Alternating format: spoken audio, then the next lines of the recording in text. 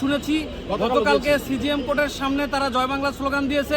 বিশেষ করে আওয়ামী লীগের নেতৃবৃন্দ যখন আসেন এই মামলায়, ফ্যাসিস্ট সরকার তারা যে নির্যাতন করেছিল, মানুষের উপরে হত্যা করেছিল, ওই হত্যা মামলাগুলোতে যখন তারা হাজিরা দিতে আসেন, সেই সময় তাদের নেতৃবৃন্দকে সামনে রেখে ভিডিও ফুটেজ ধারণ করে জয় বাংলা স্লোগান দিয়ে তাদের পলাতক নেত্রী শেখ হাসিনাকে খুশি করার জন্য তারা এই কোর্ট কাছারিতে এই পরিবেশগুলো তৈরি করে এবং সুশৃঙ্খল পরিবেশ নষ্ট করার জন্য তারা একটা পায়তারা করছে।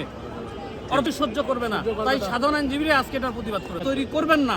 আপনাদের নিকট আমাদের সাধারণ আইনজীবীদের পক্ষ থেকে নিবেদন এটাই, কিন্তু তারা গুটি কয়েকজন আইনজীবী মিলে কোর্টের একটি বিশৃঙ্খল পরিবেশ তৈরি করার জন্য এখানে এই কার্যক্রমগুলো পরিচালনা করে।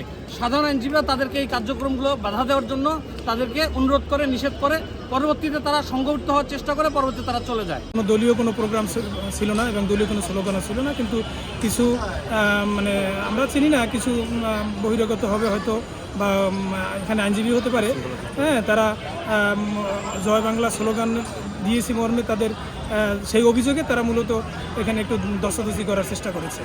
জয় বাংলা স্লোগান তো আসলে নিষিদ্ধ নয়। জয় বাংলা স্লোগান তো হইতেই পারে, সারা বাংলাদেশে জয় বাংলা স্লোগান হচ্ছে, এটা একটা জাতীয় স্লোগান, এটা জাতীয় স্লোগান, মুক্তিযুদ্ধের স্লোগান। এই স্লোগান তো নিষিদ্ধ না, এই স্লোগান দেওয়ার এটা তো কোনো অন্যায় না, এটা আইন দ্বারা নিষিদ্ধ না। অর্থাৎ এই স্লোগান দিতেই পারে, যে কেউ দিতে পারে বাংলাদেশের নাগরিক হিসেবে।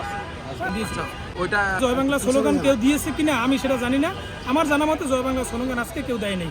আজকে এটা ছিল একটা সাধারণ আইনজীবীদের একটি শান্তিপূর্ণ একটি প্রোগ্রাম,